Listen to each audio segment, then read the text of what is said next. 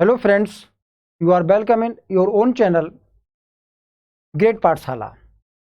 आज हम पढ़ेंगे नाउन केस।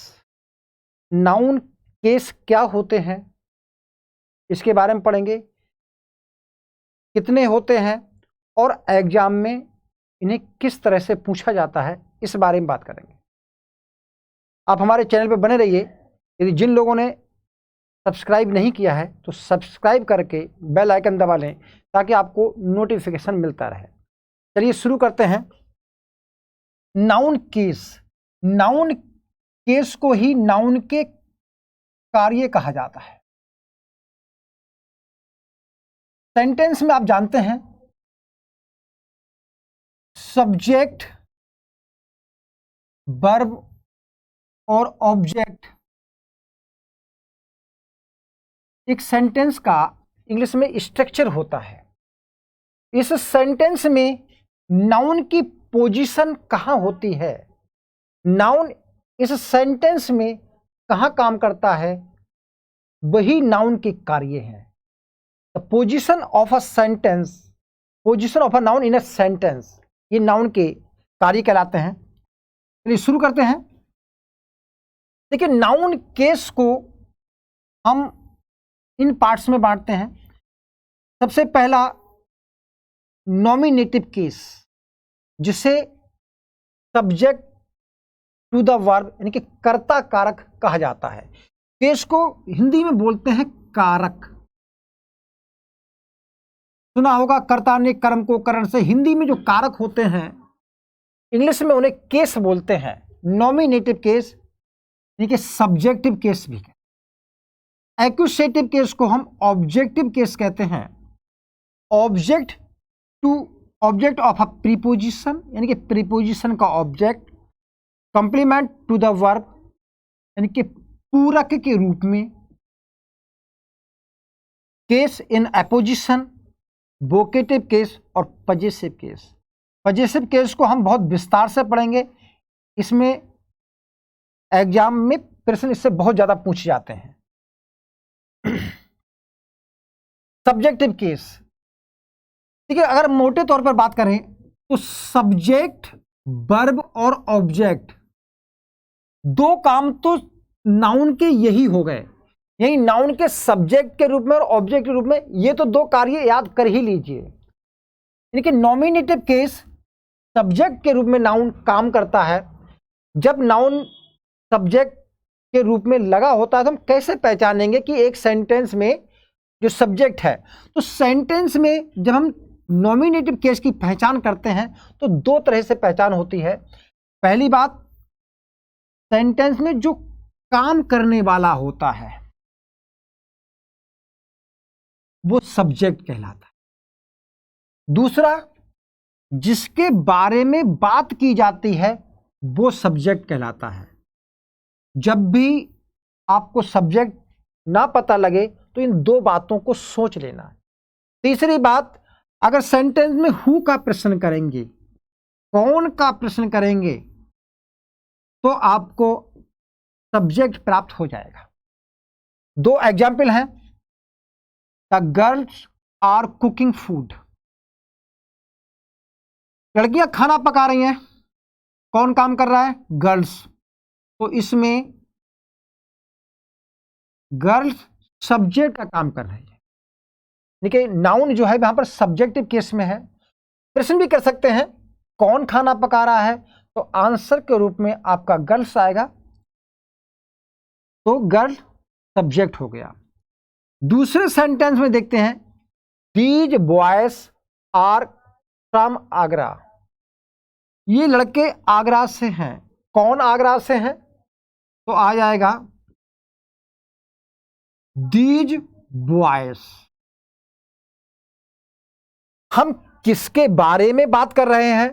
तो हम दीज बॉयज के बारे में बात कर रहे हैं। तो इस प्रकार आपको सब्जेक्ट प्राप्त हो जाए। तो सब्जेक्ट के समझ गए होंगे कि नाउन जो है सेंटेंस में सब्जेक्ट के रूप में काम करता है। दूसरा, एक्यूसेटिव केस, जिसमें नाउन ऑब्जेक्ट के रूप में काम करता है। देखिए, एक होती है ट्रांजिटिव वर्ब, सकर्मक क्रिया। क्या होते हैं? सकर्मक क्रिया, वो क्रिया जिसके अर्थ को पूरा करने के लिए कर्म की आवश्यकता होती है। तो हमने लिखा है कि ट्रांजिटिव वर्ब का एक्शन जिस ऑब्जेक्ट पर पड़ता है वही ऑब्जेक्ट कहलाता है। जैसे ही किक्ड द फुटबॉल, तो इसके एक्शन का फुटबॉल पर असर होता है, ये ऑब्जेक्ट होता है।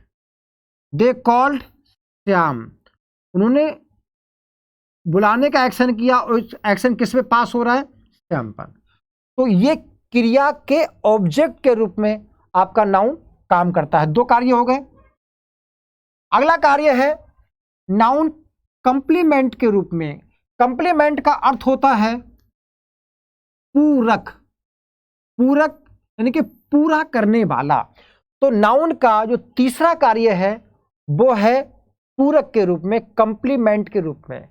कुछ हमारी बी वर्ब्स हैं, is, am, are, was, were, feel, become, ये कुछ वर्ब्स हैं जो कहलाती हैं वर्ब्स ऑफ इनकम्प्लीट प्रीडिकेशन, यानी कि अधूरे प्रीडिकेशन वाली वर्ब कहलाती हैं। तो ये सब्जेक्ट और कंप्लीमेंट को जोड़ने का काम करते हैं। तो यहां देखिए, राम इज, राम है, ये सेंटेंस अपने आप में इनकम्प्लीट है क्योंकि इसमें राम का अर्थ पूरा नहीं हो रहा है। प्रश्न है राम है तो क्या है, ये प्रश्न उठ रहा है। तो जो भी नाउन इसको पूरा करेगा वो कंप्लीमेंट कहलाएगा। तो राम इज अ डॉक्टर, तो राम एक डॉक्टर है, तो जो डॉक्टर नाउन है इसने राम के अर्थ को पूरा किया है, राम के अर्थ को पूरा किया है, इसलिए ये जो नाउन है ये आपका कंप्लीमेंट है, यानी कि ये नाउन आपका पूरक है। तो नाउन पूरक के रूप में, कंप्लीमेंट के रूप में भी काम करता है। तो देखिए कंप्लीमेंट यही समझ लीजिए दो प्रकार के होते हैं, एक सब्जेक्टिव कंप्लीमेंट होता है, एक ऑब्जेक्टिव कंप्लीमेंट होता है। खुद ध्यान दीजिए, इस शब्द ने, इस नाउन ने किसको पूरा किया है, किसके अर्थ को कंप्लीट किया है? इस शब्द ने सब्जेक्ट के अर्थ को पूरा किया है। तो ये जो कंप्लीमेंट है हुआ, ये सब्जेक्टिव कंप्लीमेंट कहलाएगा। अच्छा, दूसरा सेंटेंस देखते हैं, वी मेड हिम, हमने उसे बनाया। किसे बनाया? इसे बनाया। क्या ये सेंटेंस आपका पूरा लग रहा है? नहीं, ये हिम शब्द का अर्थ अधूरा लग रहा है। ये हिम इस मेड वर्ब का ऑब्जेक्ट है, इसलिए ये अधूरा लग रहा है। तो इसको हम पूरा करते हैं, we made him the monitor of the class. तो इस हिम को इसने पूरा किया, इसके अर्थ को पूरा किया।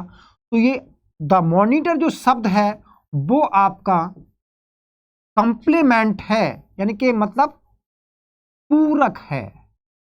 और कौन सा पूरक है? क्योंकि इसने ऑब्जेक्ट के अर्थ को पूरा किया है, तो हम इसको ऑब्जेक्टिव कंप्लीमेंट कहेंगे। तो यानी कि कहने का मतलब है जो नाउन है वो कंप्लीमेंट के रूप में भी काम करता है। अब आगे बढ़ते हैं, ऑब्जेक्ट ऑफ ए प्रीपोजिशन, इसको ऐसे ही याद कर लीजिए, प्रीपोजिशन के ऑब्जेक्ट के रूप में भी नाउन काम करता है।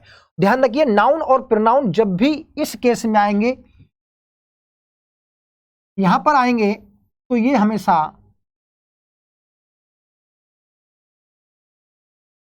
ऑब्जेक्टिव केस में आएंगे। जैसे he came with Sita, he came with her कह सकते हो, लेकिन यहां पर ये विद, बिफोर, ये क्या है आपके? ये आपके प्रीपोजिशन है, और इसके बाद जो नाउन आता है वो नाउन प्रीपोजिशन का ऑब्जेक्ट कहलाता है। ये इसलिए पढ़ना जरूरी है, अगर इस प्रीपोजिशन के बाद नाउन आएगा तो ज्यों का त्यों लिखते हैं भाई, नाउन में तो कोई फर्क पड़ता नहीं है। लेकिन जब प्रोनाउन आता है तो प्रोनाउन में भाई उसके ऑब्जेक्टिव केस अलग होता है, तो वहां ऑब्जेक्ट के रूप में रखे जाते हैं, तो वहां कंफ्यूजन होता है। अगले पढ़ते हैं। नाउन का एक कार्य है केस अपोजिशन। अपोजिशन का मतलब समझिए। अपोजिशन का मतलब होता है बराबर में रखना। ये अपोजिशन का अर्थ है, बराबर में रखना। देखिए, मिस्टर गुप्ता कौन है? The principle of MB inter college. इनको हमने दूसरे नाम से पहचाना, तो उनका दूसरा नाम उसी के बराबर में रख दिया हमने, हैज कम। हम कहें मिस्टर गुप्ता आ गए, एक ही बात है। हम कहें एमबी इंटर कॉलेज के प्रिंसिपल आ गए, एक ही बात है। तो उसके दूसरे एपिटैप को, दूसरे रूप को हम उसके बराबर में रख देते हैं, तो ये बराबर में रखना कहलाता है apposition.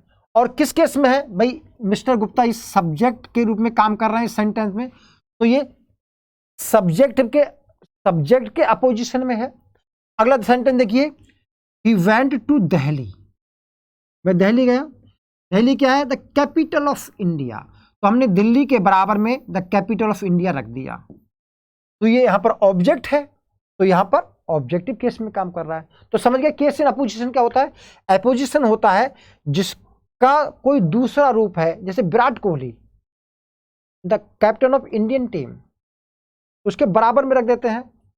Kalidas the great poet, बराबर में रख देते हैं। कालिदास द ग्रेट पोइट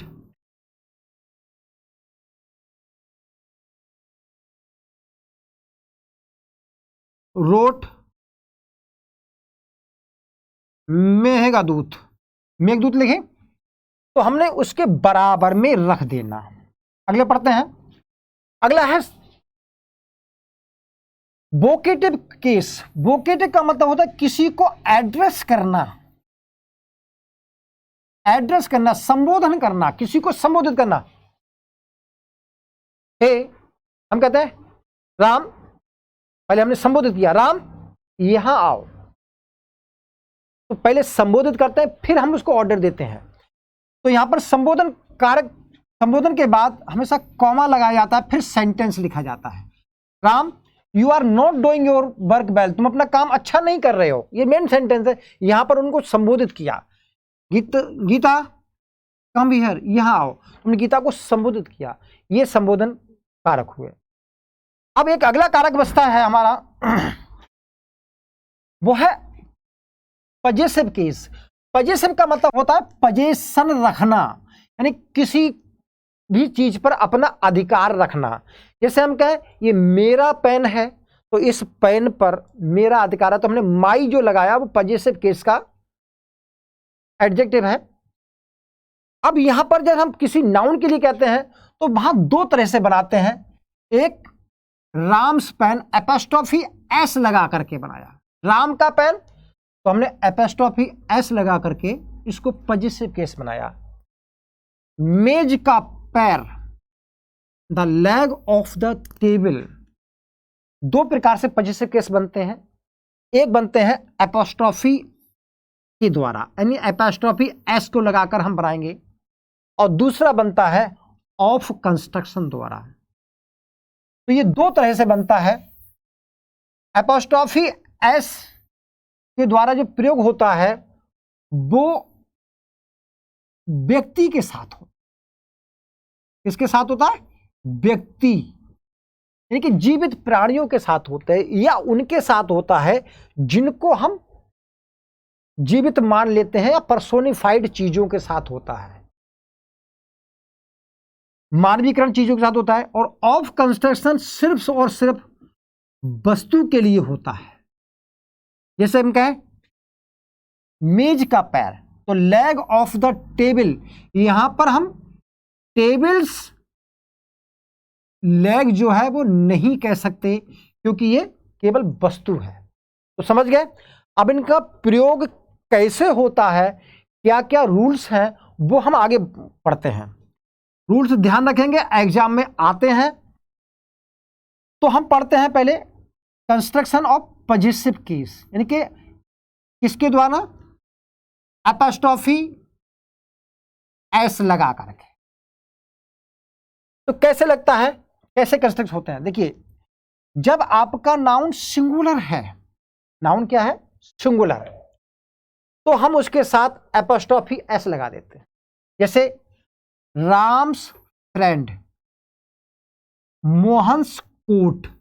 बात समझ में आ रही होगी। लेकिन कभी कभी क्या होता है,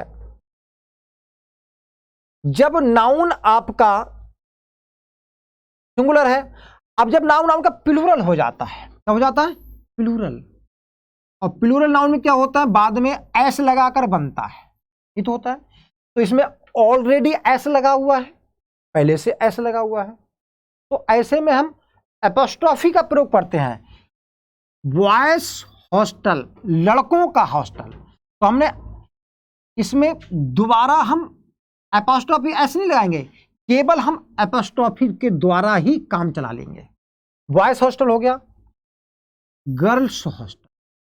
लेकिन अब बात आती है कि जब इसमें एस की साउंड आ जाती है, यानी कि जो में हिसिंग साउंड आ जाती है, एस जो है हिसिंग साउंड देता है, तो कुछ नाउन ऐसे होते हैं जिनमें साउंड ही फुसफुसाहट की होती है, हिसिंग साउंड, फुसफुसाहट वाले शब्द।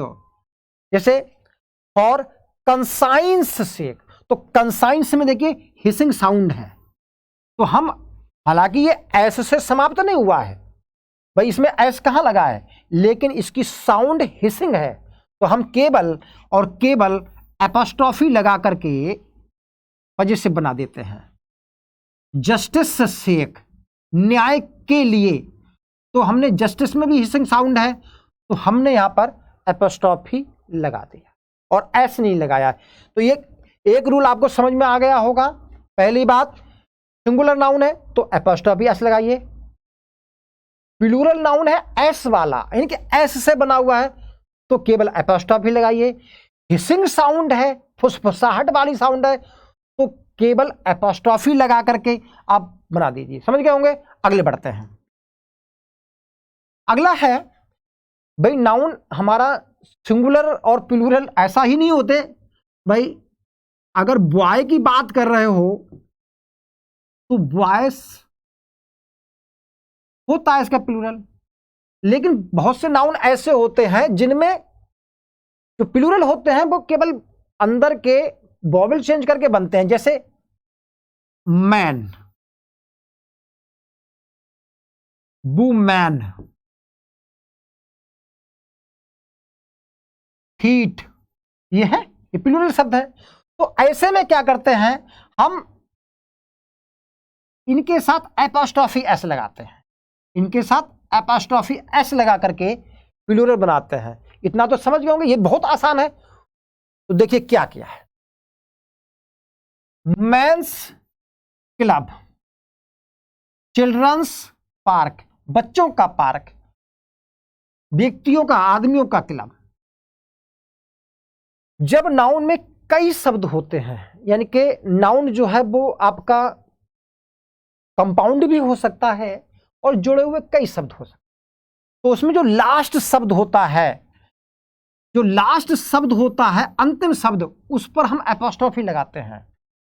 टैगोर द पोइट्स हाउस, भाई टैगोर द पोइट है और दोनों मिलकर रखे हुए हैं, तो हम लास्ट वाले शब्द पर एपोस्ट्रोफी एस लगाते हैं। रूल याद करते चलना, द प्रेसिडेंट ऑफ अमेरिका कई शब्दों का बना है, तो हम अमेरिकास विजिट, यहां एपोस्ट्रोफी लगाएंगे लास्ट शब्द पे। समझ गए। अगली बात करते हैं। अच्छा, जब अब बात हो रही है, जब दो नाउन, इसे पीछे तो नहीं रह गया कुछ, देखते हैं। जब दो नाउन एंड से जुड़े हों, एंड से जुड़े हों, जैसे मिस्टर सोहन और मिसेस गीता, दो नाउन है।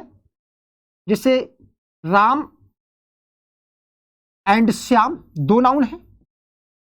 तो यहां पर बात आती है कि वो अधिकार अपना किस पर प्रकट कर रहे हैं। अगर दोनों ही नाउन एक ही वस्तु पर अधिकार प्रकट कर रहे हैं तो सिर्फ बाद वाले नाउन के साथ एपोस्ट्रोफी एस लगेगा।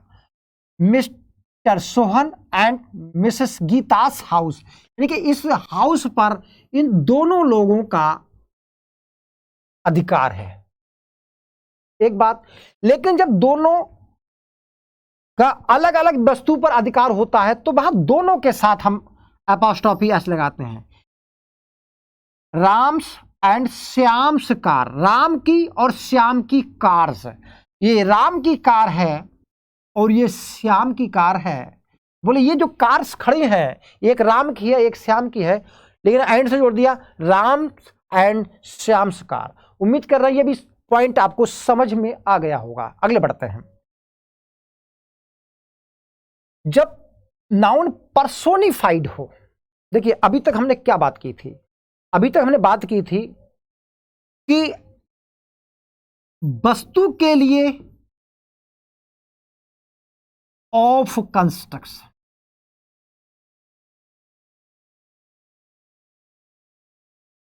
और व्यक्ति के लिए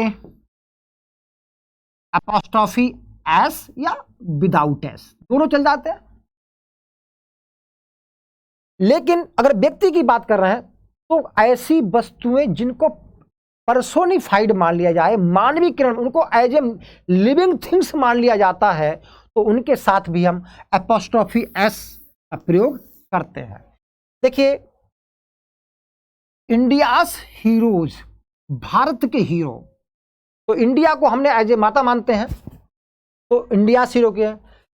सन्स फ्यूरी, सूरज का क्रोध, नेचर्स लव, प्रकृति का प्यार, for justice sake, for conscience sake. तो समझ गए होंगे, इन चीजों को हमने पर्सोनिफाइड मान लिया है। टाइम, ये रूल याद रखेंगे, टाइम स्पेस और वेट बताने वाली जो बातें होती हैं उनके साथ हम एपोस्ट्रोफी प्रयोग करते हैं। A day's march, march of a day नहीं कहेंगे, अ डेज मार्च कहेंगे। अ वीक्स हॉलीडे, एक सप्ताह की छुट्टी। अ ईयर्स टाइम, अ डेज लीव। आर्म्स लेंथ, यानी कि हाथ बराबर। अ पाउंड्स वेट। तो इस बात को, इस पॉइंट को आप ध्यान रखेंगे, टाइम स्पेस और वेट बताने वाली चीजों के साथ हम एपोस्ट्रोफी प्रयोग करते हैं। अगला है कुछ ट्रेड्स होते हैं, कुछ नाउन ऐसे होते हैं जिनमें ट्रेड छिपा रहता है। तो क्या करते हैं, कुछ नाउन ट्रेड, व्यापार को, प्रोफेशन को, रिलेशनशिप को दर्शाते हैं, और कुछ आपकी बिल्डिंग्स हैं जैसे temple, church, school, hospital etcetera. तो इनके नाम के साथ इनका जो काम होता है वो अंडरस्टूड होता है, तो तब इनके बाद हम केवल एपोस्ट्रोफी प्रयोग करेंगे और इनके बाद आने वाला जो नाउन होता है वो अंडरस्टूड होता है, उसको लिखते नहीं है। देखिए he is going to bakers, तो देखिए बेकर्स क्या होता है, बेकर्स की दुकान होती है, बिस्कुट बनाने की दुकान होती है, तो नेचुरल है कि वो बेकर्स की शॉप पर ही तो गया होगा। तो बेकर्स में बेकर की शॉप छिपा हुआ है, तो इस शॉप को दर्शाने की आवश्यकता नहीं होती है, क्योंकि इसके बाद शॉप जो है अंडरस्टूड है। My brother studies in MB inter college but I am study in Tilak's, तो यहां पर इससे जुड़ा हुआ है, कनेक्टेड है, तो हम समझ रहे हैं कि मेरा भाई जो है एमबी में इंटर कॉलेज में स्टडी करता है और मैं Tilak inter college. Apostrophe S लगा है, तिलक्स, तिलक्स इंटर कॉलेज। तो इंटर कॉलेज में छिपा हुआ है, अंडरस्टूड है। Today I am going at my uncle's, तो अंकल्स के कहाँ जा रहे होंगे, दुकान थोड़ा जा रहे होंगे खाना खाने। तो आई एम डाइनिंग एट, कहाँ डाइनिंग कर रहे होंगे, अंकल के हाउस में या होम कह सकते हो। तो ये चीज अंडरस्टूड है। तो कहने का मतलब है जिन चीजों से नाउन प्रकट हो जाता है तो एपोस्ट्रोफी के बाद वो चीजें अंडरस्टूड रहती हैं, उनको प्रकट नहीं किया जाता। अगले बात करते हैं। अब देखिए इसमें थोड़ा सा प्रयोग देख लेते हैं। द टेबल्स लैग,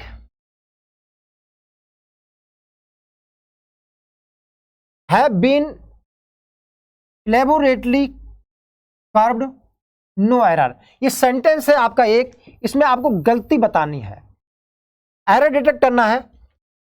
तो देखिए यहां पर ए जो है मिटा हुआ है, इसको मान लीजिए ए। सेंटेंस एक, सेंटेंस दो, सेंटेंस तीन, ये तीन सेंटेंस हैं। तो द टेबल्स लैग, तो यहां पर वस्तु के साथ एपोस्ट्रोफी नहीं लिखता, तो क्या बनेगा इसका सही, the lag of the table. यही, इसी को तो एरर डिटेक्ट करना है। फैंस ब्लेड, पंखे का ब्लेड, तो क्या करना है, the blade of the fan. यानी कि वस्तुओं के साथ हम ऑफ कंस्ट्रक्शन का प्रयोग करते हैं।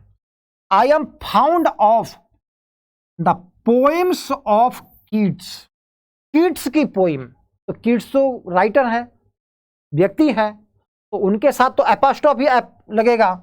तो इसको हम रीराइट करते हैं तो क्या बनेगा, कीट्स पोइम्स, या एस लगाए तो एपोस्ट्रोफी एस मत लगाइए, केवल एपोस्ट्रोफी, दोनों तरह से कीट्स बनता है। ठीक है, अगले देखते हैं।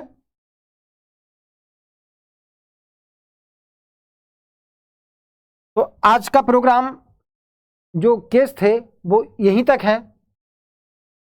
अगले वीडियो में हम इन नाउन के